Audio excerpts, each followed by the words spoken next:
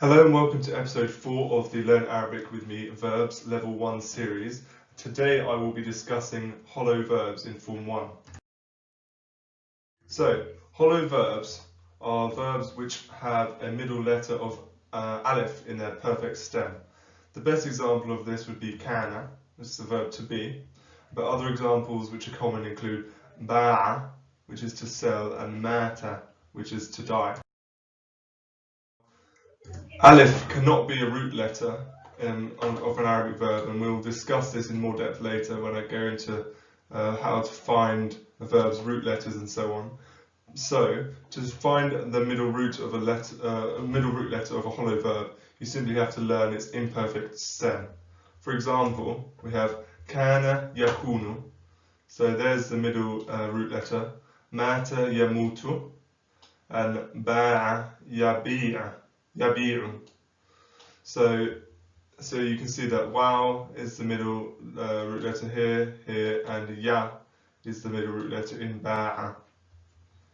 We will learn how the middle root letter affects the conjugation of hollow verbs in due course, and very soon, literally the next slide. Let's have a quick look at hollow verbs in the perfect tense. And before we go into more depth on this, you have to learn the basic rules about syllable structure in Arabic. So, Arabic syllables can only consist of the following combinations of consonants and vowels. You either have consonant vowel vowel, which is a consonant and a long vowel, a consonant and a vowel, which is a consonant and a short vowel, or a consonant then a vowel and a consonant, which is a consonant, short vowel and a consonant. And syllables always begin with a consonant in Arabic. So you may need to refer back to this slide and this information when I explain why there are certain spelling changes in hollow verbs. But for now, try and keep that in your head and I'll carry on with my explanation. With that in mind, let's plot the theoretical syllable structure of I was, and I'll explain to you why it's impossible. So, if you just added the suffix of the first person perfect tense to kana, you'd get kantu. And this cannot exist because this type of syllable, CVVC, does not exist in Arabic.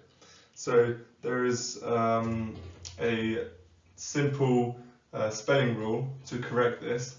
Every verb ending with a sukoon on the third root letter will change the alif to a short vowel version of the middle root letter. Now that may be hard to understand right now, but that changes something like kana yakunu into kuntu. And can you see that I've got this dhamma from learning the imperfect stem of kana. So kuntu comes from kana yakunu. We find the root letter and we add a short vowel version of it on the first root letter. Now when I say verb ending with a sukoon, I mean if you conjugate a verb like kataba, you have ana katabtu, anta katabta, anti katabti. Can you hear that after the third root letter, after the ba, you don't have a short vowel before the ta? So katabtu, katabta, katabti.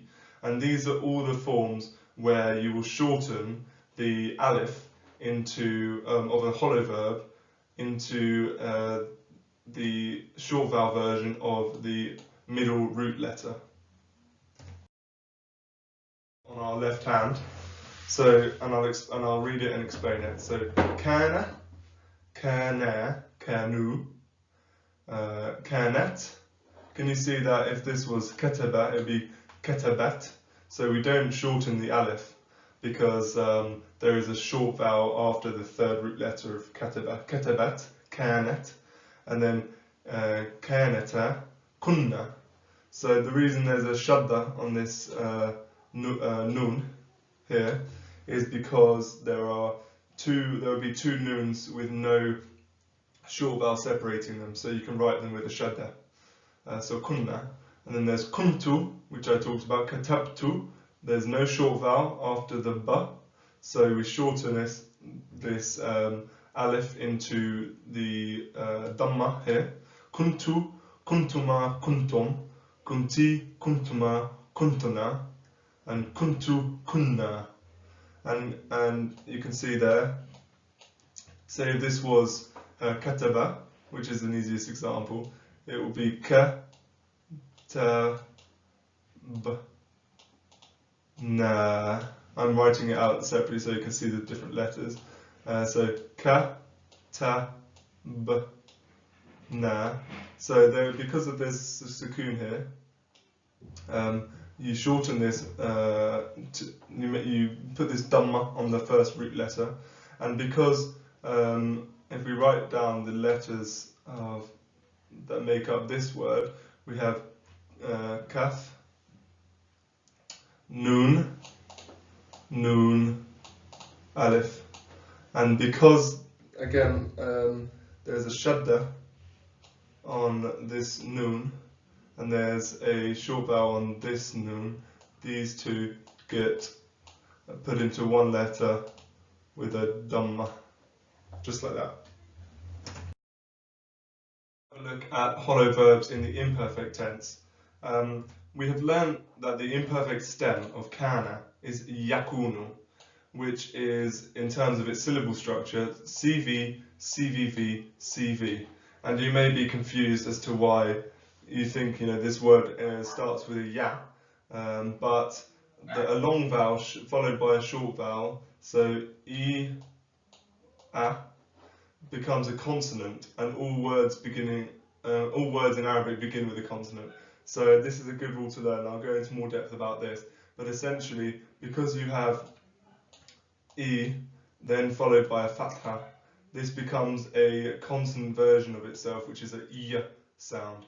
So we have ya instead of I or I. So what about if we consider they, feminine plural, are? What is the ending to this? If we think of, kataba, we have to think yaktubna is they, feminine plural, right. So that would be a sukoon on the penultimate consonant of the word, then a noon with an alif. So how does this affect the syllable structure of a hollow verb?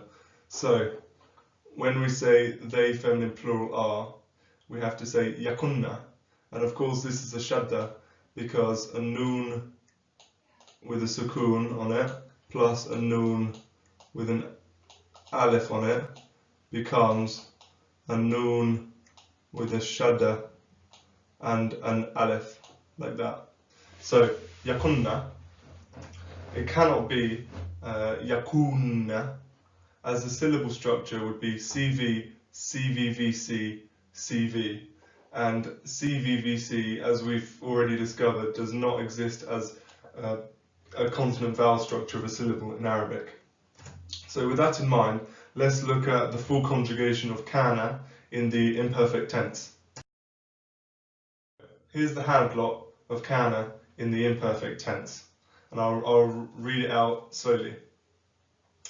Yakunu, yakunani, yakununa, takunu, takunani, yakunna, takunu, takunani, takununa, takunina, takunani, takunna, and akunu, nakunu.